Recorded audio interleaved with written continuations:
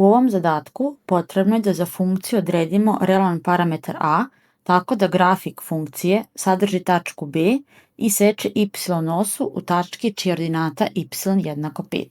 Da bi neka funkcija sadržala tačku, ta tačka mora proći kroz njenu pravu. Odnosno, tačka b ima koordinate 3 minus 1, pa ćemo u funkciji umesto x i y zameniti te brojeve. Znamo da broj 3 predstavlja vrednost na x osi, a minus 1 na y osi. Našu funkciju možemo zapisati i kao. Radimo prvo primjer pod a, pa umesto x i y zamenimo vrednosti.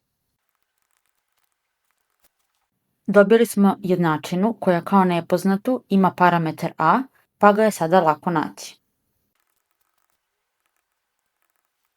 Za parametar a dobili smo vrednost 3/5. Naša linearna funkcija sada izgleda ovako.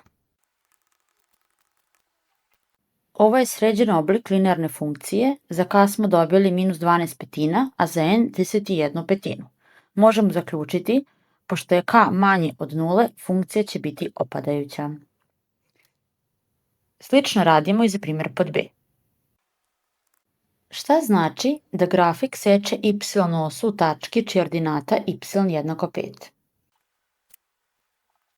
Ordinata y jednako 5 je prava koja prolazi kroz broj 5, odnosno seče y osu u tački 0,5.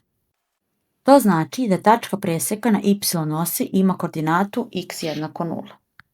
Sada kad imamo vrednosti i za x i za y, menjamo u funkciju.